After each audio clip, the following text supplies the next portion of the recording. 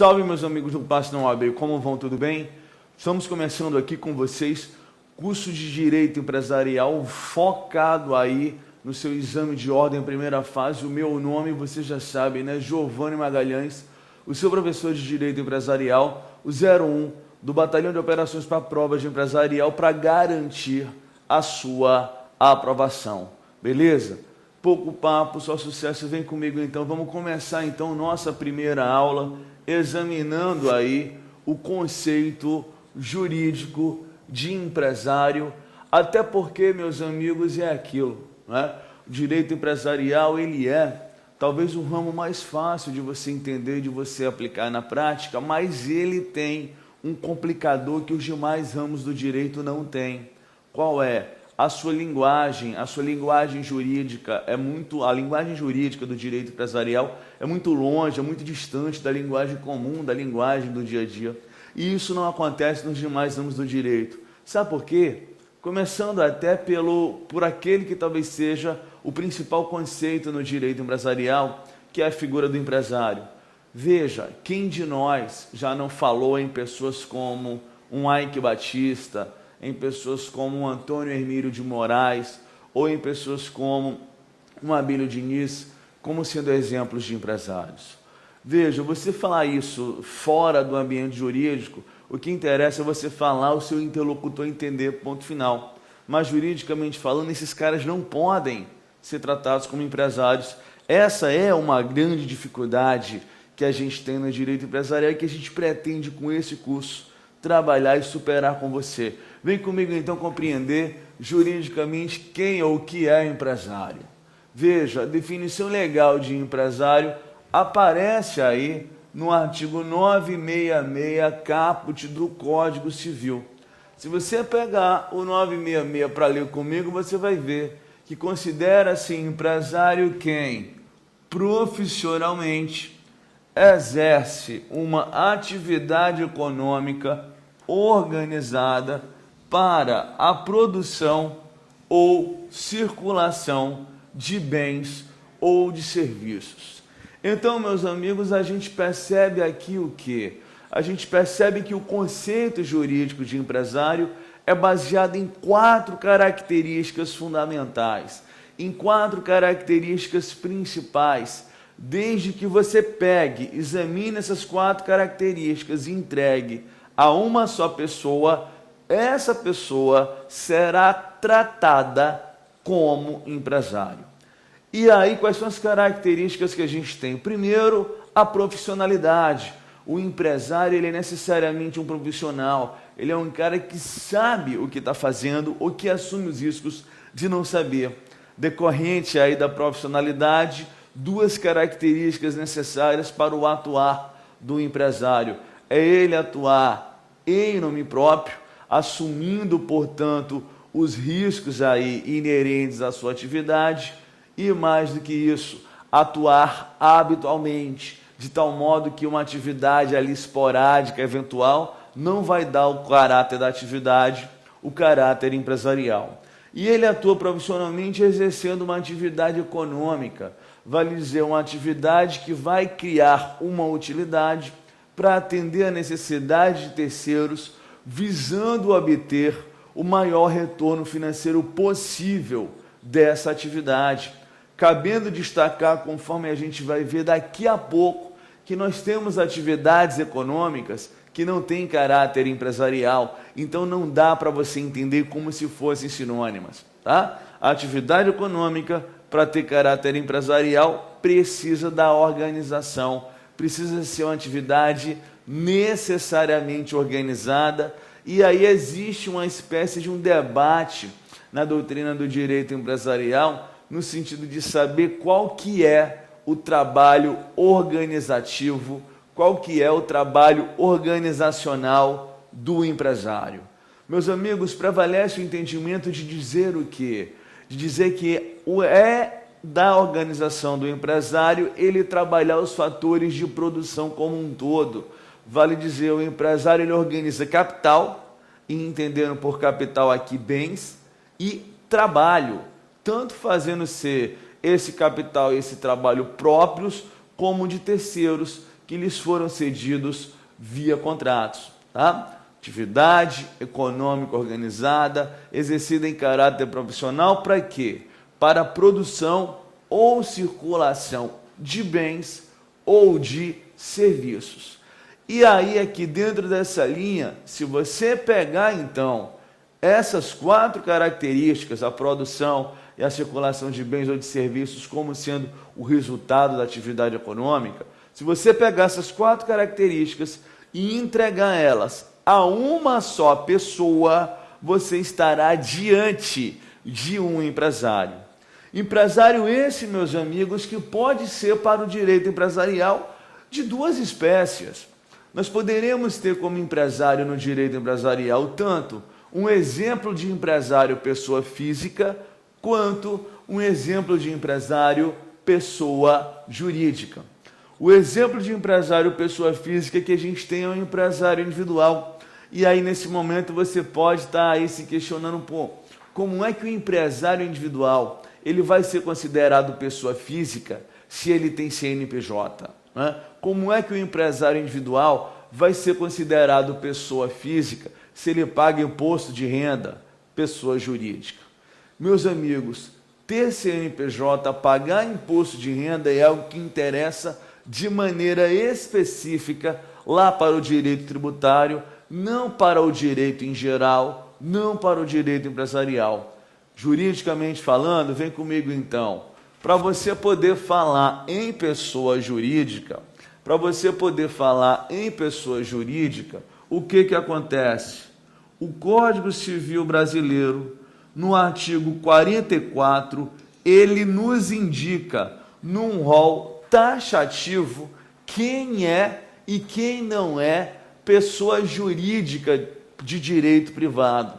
Como o nosso direito, o direito empresarial, é um ramo de direito privado, trata-se de um dispositivo importante. Se você abrir o 44 para examinar aí comigo, você vai ver. São pessoas jurídicas de direito privado quem?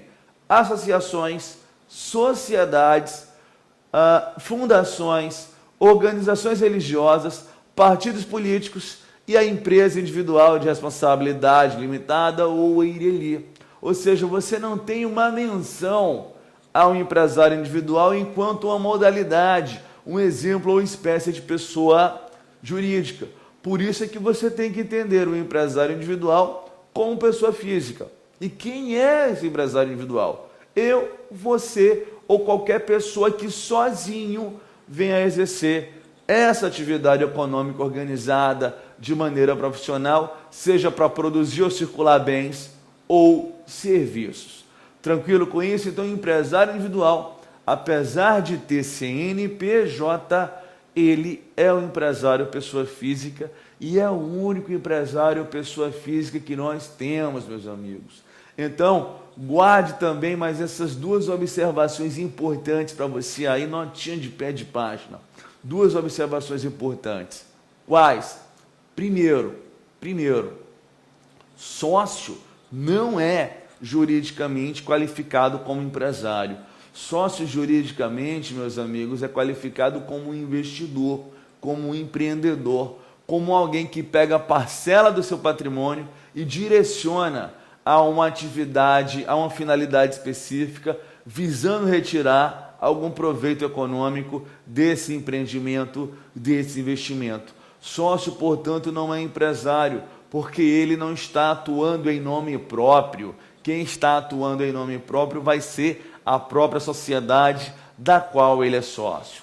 Nem sócio pode ser considerado empresário, meus amigos, nem observação 2, nem os administradores podem ser considerados empresários aí no direito empresarial. Os administradores, eles seriam, por assim dizer, considerados como mandatários, como pessoas que recebem o poder para administrar uma pessoa jurídica. Tá? Então, nem sócio, nem administrador são considerados empresários, porque empresário é pessoa física ou empresário individual, e como modalidade de pessoas jurídicas que exercem atividade empresarial, nós teremos a sociedade empresária, que, por assim dizer, como é a matéria mais pesada em matéria de direito empresarial vai ocupar o maior tempo dos nossos estudos, e a EIRELI, a empresa individual de responsabilidade limitada, que nós faremos um estudo também focado um pouco mais à frente. Tranquilo? Então, esses são os 3 únicos exemplos de empresários que nós temos.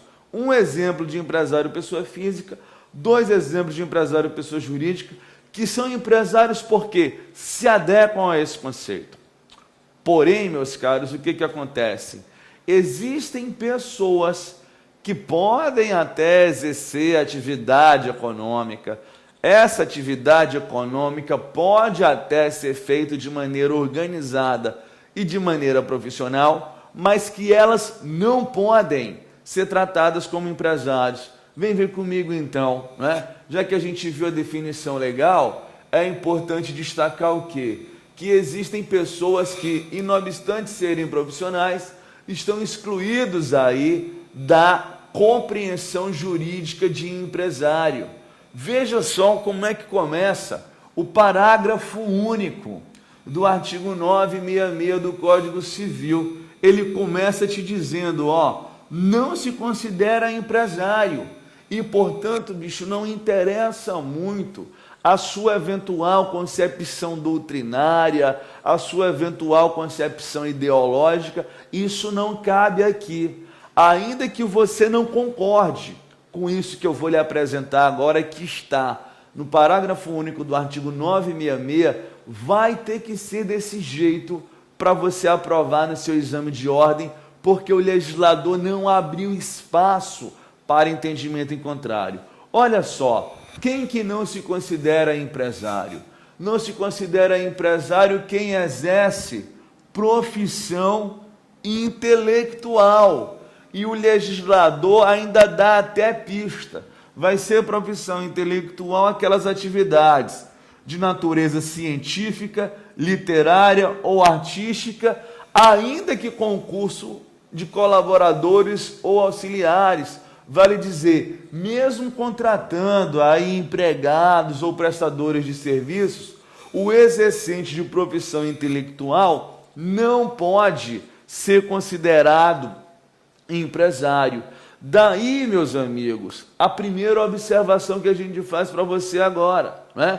Atividade econômica e atividade empresária não são expressões sinônimas.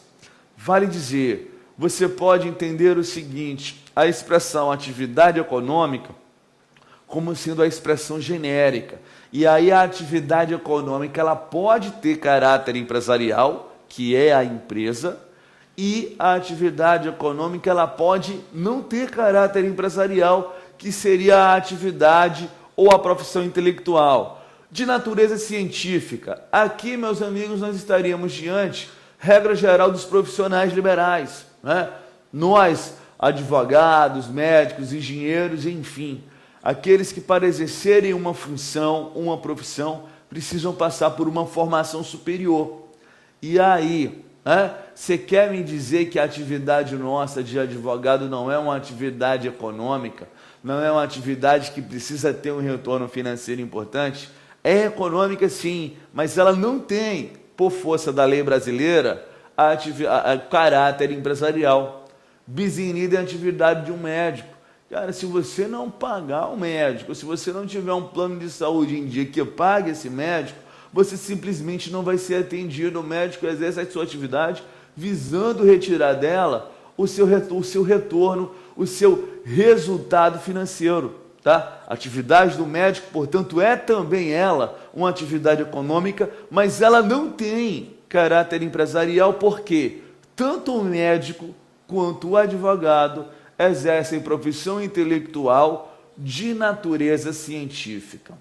Profissão intelectual de natureza literária, escritores, autores, enfim.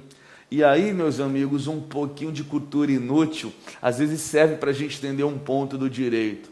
Olha só, se você pegar, por exemplo, o Guinness Book, o livro dos recordes, você vai ver que lá na seção de obras mais publicadas, obras mais traduzidas no planeta, você vai ver que o Paulo Coelho, o autor Paulo Coelho, ele aparece em segundo lugar, só perdendo aí para quê?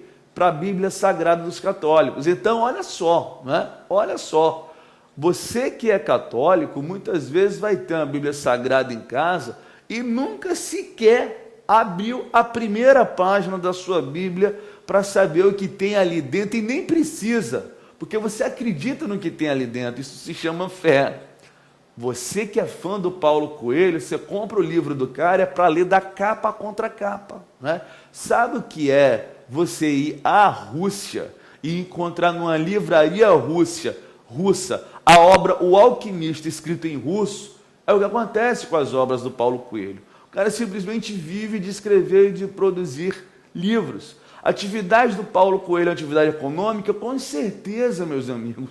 Tão econômica é que o cara vive vendo gnomos. Você acha que uma pessoa que vê gnomo no Brasil hoje é uma pessoa que tem dificuldade econômica e financeira? Não tem como. Mas eu não posso dizer que o Paulo Coelho é considerado empresário no Brasil simplesmente porque ele ganha dinheiro. Não. É um exercente de profissão intelectual excluído da compreensão jurídica de empresário. Profissão intelectual de natureza artística. Atores, atrizes, grupos de dança, grupos de teatro, bandas, cantores, cantoras, né? E para pegar o melhor e maior exemplo de todas elas, peguemos o exemplo da lindíssima, da belíssima, da estonteante Ivete Sangalo. A Ivete Sangalo, dizem aí, né, que o contrato da Ivete Sangalo é feito à base da hora, e dizem que a Ivete Sangalo cobraria a bagatela de R$650 mil a hora de show. Meus amigos, se acha que a atividade da Ivete, enquanto cantora de trio elétrico, enquanto cantora de axé, não é uma atividade econômica, não é uma atividade extremamente lucrativa, porque, enfim, se cobra R$650 mil por hora de show da Ivete. Mas eu não posso dizer que só por isso, só porque é lucrativa, a Ivete vai ser considerada empresária. Não, para o direito brasileiro, a Ivete vai ser considerada uma profissional intelectual de natureza artística. Nesse momento, você aí, meu amigo, minha amiga de casa, ao ver essa informação, pode pensar: pô, Giovanni, você até pode ser fã da Ivete pelo que você está dizendo aí, mas dizer que Ivete, uma cantora de axé, é uma profissional intelectual, não é forçação de barra, não. Eu diria para você o seguinte: a gente não pode ter o preconceito que a lei não tem. E qual é o problema se a Ivete Sangalo é considerada pela lei brasileira como uma profissão intelectual, se há alguns anos aí para trás já consideraram a Valesca Popozuda uma grande pensadora contemporânea? Aliás, eu diria para você que tanto a Ivete Sangalo quanto a Valesca Popozuda, como ainda a Maria Bethânia, estão, para a lei empresarial brasileira, no mesmo patamar. São todas elas profissionais intelectuais de natureza artística. Então, o que a lei nos mostra aqui?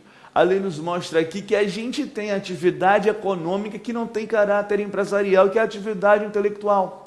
Note que a Ivete vai dar o mesmo show, seja com toda aquela parametração que ela tem, com 1001 percussionistas, com aquele palco do tamanho do meio do mundo, ou simplesmente com voz e violão no barzinho, atividade intelectual que não necessita de uma maior organização. Os caras até se organizam para exercer melhor a sua atividade, mas ainda assim estão excluídos da compreensão de empresário, não sendo considerados empresários, nem mesmo se contratarem colaboradores ou auxiliares.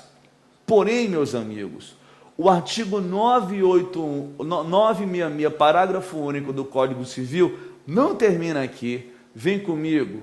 Ele tem uma exceção que nos leva de volta para a regra, dizendo: salvo se o exercício da profissão consistir num elemento de empresa.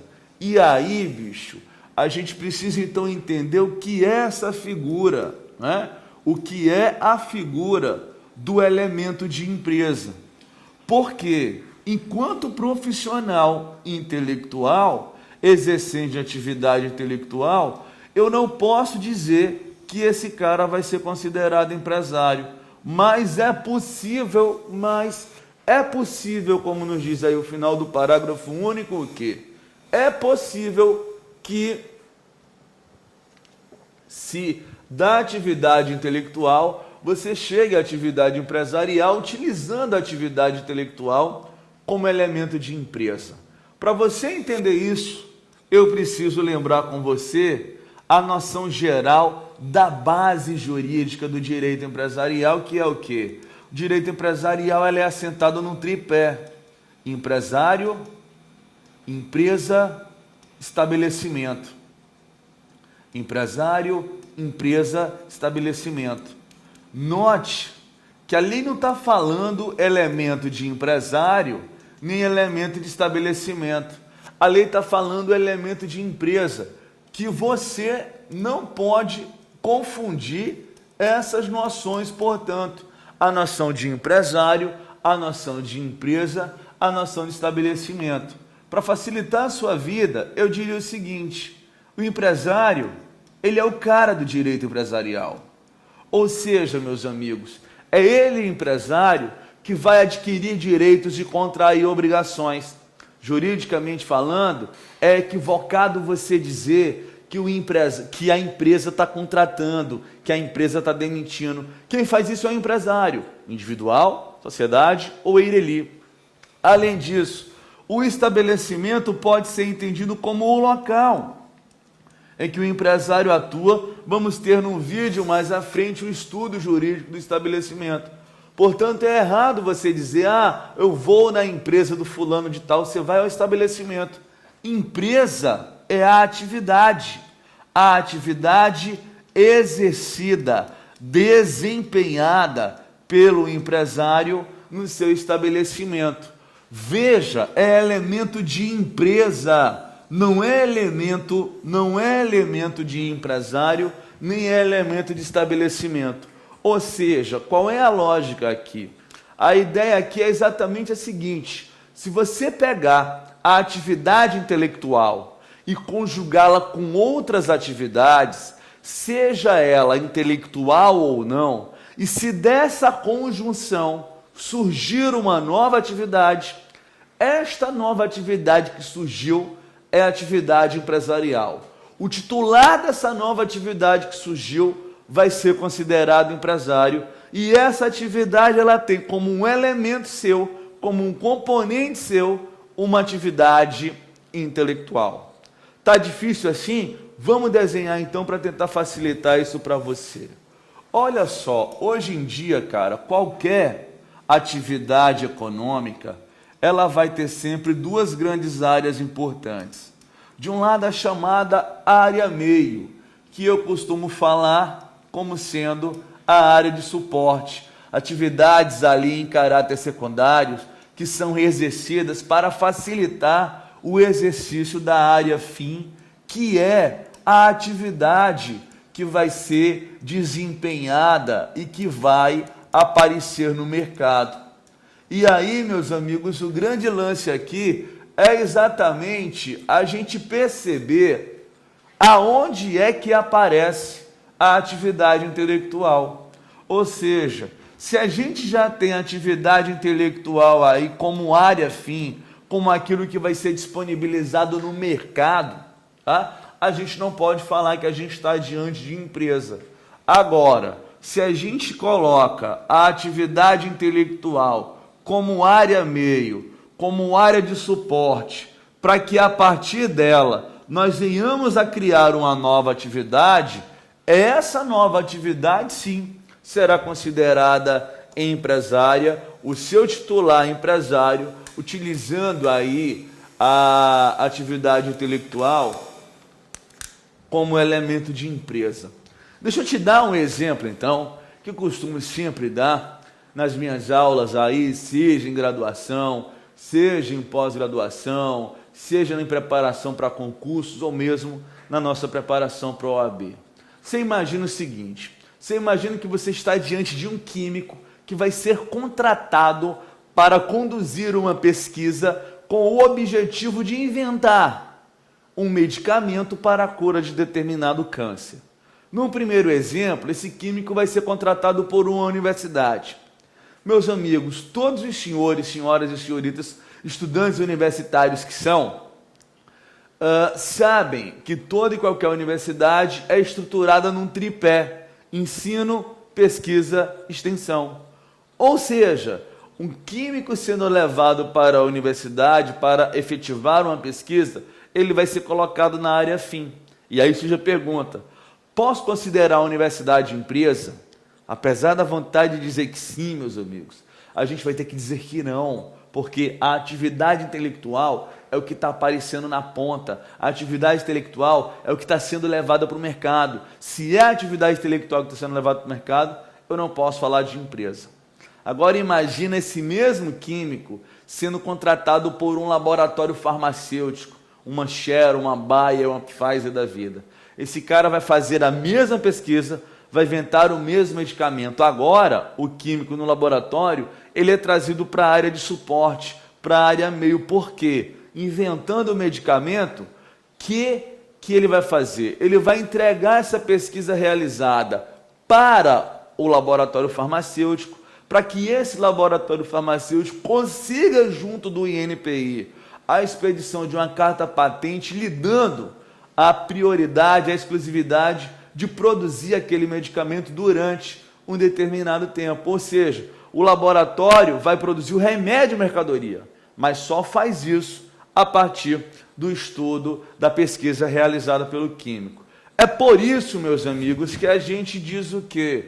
É por isso que a gente diz, segundo a observação, enquanto uma clínica médica não é considerada empresária, porque a atividade do médico é atividade intelectual, o hospital é empresário, porque a atividade do hospital é prestação de serviços de saúde, em que você conjuga a atividade do médico com outros profissionais da área de saúde, como enfermeiros, terapeutas e profissionais de outras áreas, para no final dar hospital. Na mesma linha, meus amigos, na mesma linha, veja, enquanto autores como Paulo Coelho, que a gente deu de exemplo agora nessa aula, não é considerado empresário, a editora Saraiva, por exemplo, vai ser. Porque para ela exercer o seu papel, produção de livros, ela precisa ter uma série de autores, né, na sua base de suporte, na sua área meio, lhe cedendo os direitos autorais para que ela possa exercer o seu papel. E do mesmo modo, enquanto uma banda não é considerada empresário, uma promotora de eventos vai ser considerada empresário, porque ela só consegue exercer a sua atividade se tiver a profissão intelectual como elemento de empresa. Tranquilo com isso? Já está levantando a plaquinha para a gente fechar o nosso vídeo de hoje. Eu quero então fechar esse vídeo com você lhe apresentando aquela que talvez seja a principal diferença, né? A principal diferença que a gente tem e que a gente precisa saber para poder encarar um exame de ordem, pensando no momento inicial em primeira fase, mas até para a segunda fase, quem sabe, que é o quê? Que é a diferença entre sociedade empresária e sociedade simples. Meus amigos, a regra geral dessa diferença está baseada no objeto social, como nos diz o caput do artigo 982 do Código Civil. Ou seja, você vai pegar o objeto social, que é uma cláusula necessária do contrato social do Estatuto, e vai ver no objeto social qual é a atividade desempenhada por aquela sociedade. Se a atividade for algo previsto no caput do 966, uma atividade econômica organizada para produzir e circular bens ou serviços, essa sociedade será empresária. De que serve de exemplo aqui, por exemplo, a loja de roupas ou uma lanchonete.